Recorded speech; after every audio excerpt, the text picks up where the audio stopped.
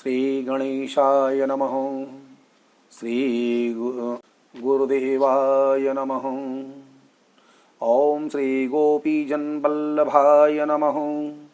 वंदे बन्दारुमन्दारं वृंदावन विनोदिनीं वृंदावन कलानाथं पुरुषोत्तम अद्भुतं नारायणं नमस्कृत्यं नरं चैव नरोत्तमं देवीं सरस्वतीं व्यासं ततो जयमुदीरयेत्। आज एकादशी है।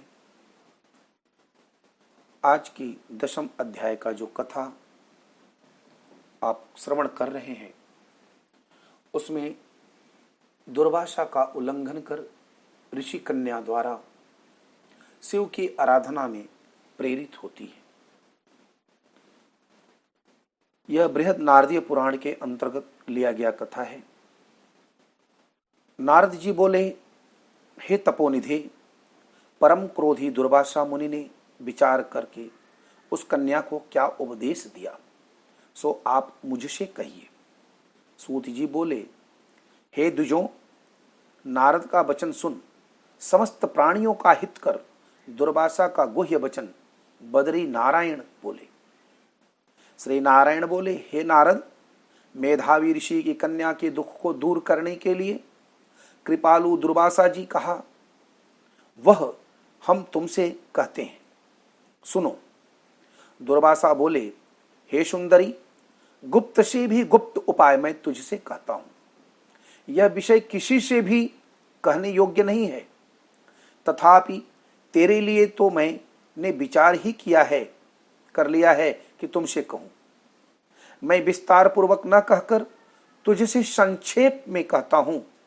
हे शुभगे, इस मास से तीसरा महीना जो आवेगा वह पुरुषोत्तम मास है। उस मास में तीर्थ में स्नान कर मनुष्य भ्रूण हत्या से छूट जाता है। हे सुंदरी, कार्तिक आदि 12 मासों में इस पुरुषोत्तम मास के बराबर और कोई मास नहीं है। जितने मास तथा पक्ष और पर्व हैं वे सब पुरुषोत्तम मास की 16वीं कला के बराबर भी नहीं है। वेदोक्त साधन और जो परम पद प्राप्ति के साधन हैं वे भी इस मास की 16वीं कला के बराबर नहीं है। 12,000 वर्ष गंगा स्नान करने से जो फल मिलता है और सिंहस्थ गुरु में गोदावरी पर एक बार स्नान करने से जो फल मिलता है, हे सुंदरी, वही फल पुरुषोत्तम मास में किसी भी तीर्थ में एक बार स्नान करने मात्र से मिलता है। हे बाले, यह मास श्री कृष्ण का अत्यंत प्यारा है और नाम से ही यह भगवान का स्मारक है। इस मास में पुरुषोत्तम भगवान की सेवा पूजा करने से समस्त कामनाएं सिद्ध होती हैं। अतः इस पुरुषोत्तम मास का तो शीघ्र व्रत कर। पुरुषोत्तम भगवान की तरह प्रसन्नता पूर्वक मैंने भी इस मास की सेवा की है। एक समय क्रोध से मैंने अम्बरीश राजा को भस्म करने के अर्थ कृत्या भेजी थी। सो हे बाले, तब हरि ने जलता हुआ सुदर्शन चक्र मुझको ही भस्म करने के लिए उसी समय मेरे पास भेजा।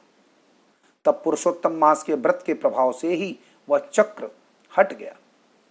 हे सुंदरी, वह चक्र त्रैलोक्य को भस्म करने का सामर्थ्य रखने वाला जब मेरे पास आकर खाली चला गया तब मुझे बड़ा विस्मय हुआ।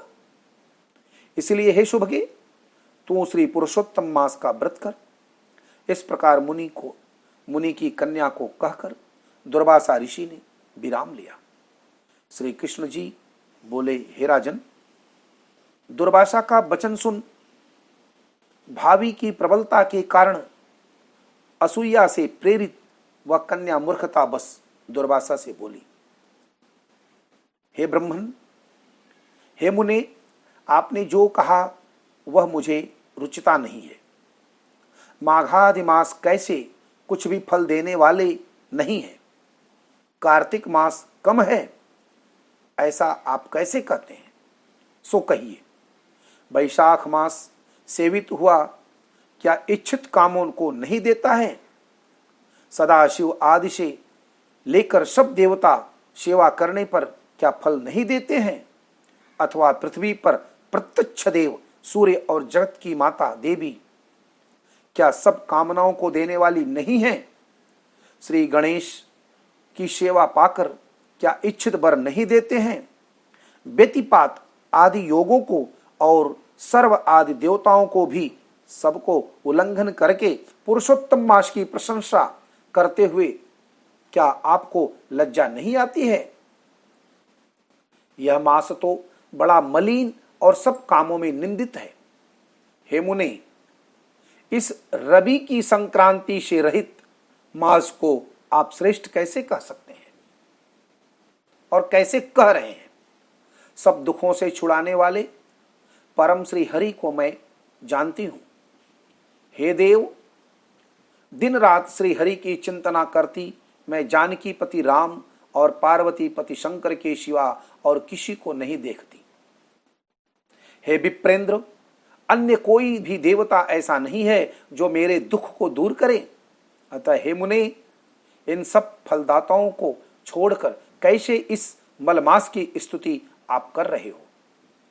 इस प्रकार ब्राह्मण कन्या का कहा हुआ सुनकर दुर्वासा मुनि शरीर से एकदम जाज्वल्यमान हो गए और नेत्र क्रोध से लाल हो गए।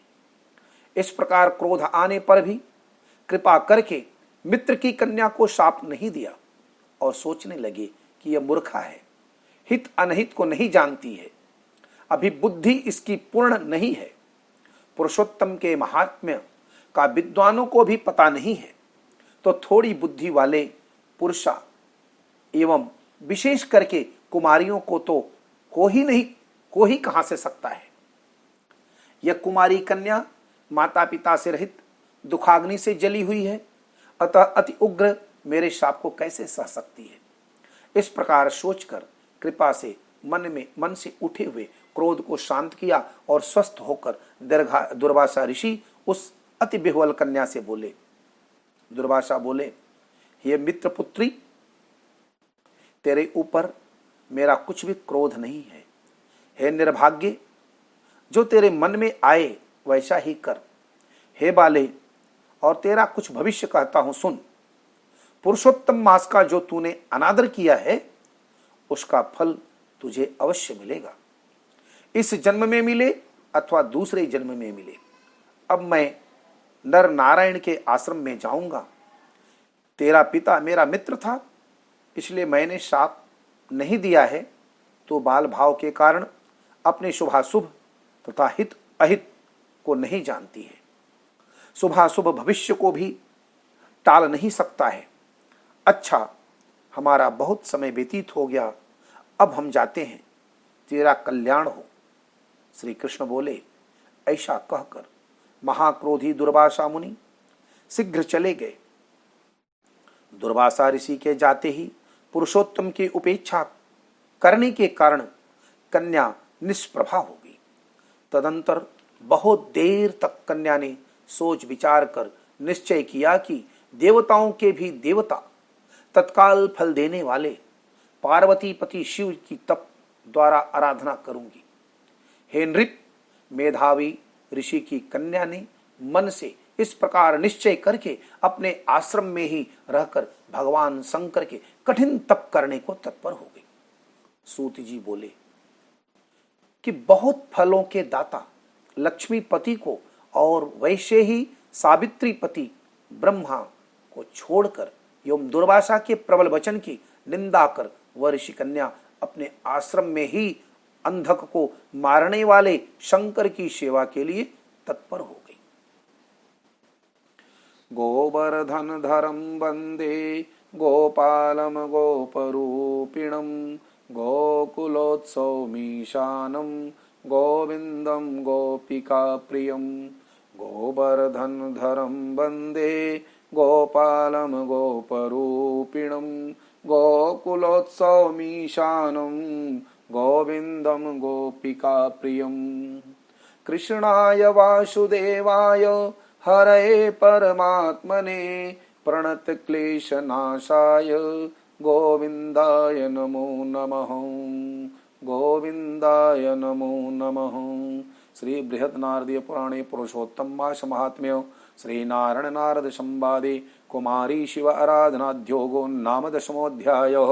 ओम एक बार बोलो प्रेम से श्री पुरुषोत्तम भगवान की जय। श्रीमन्नारायण नारायण नारायण भजमन नारायण नारायण नारायण। श्रीमन्नारायण नारायण नारायण भजमन नारायण नारायण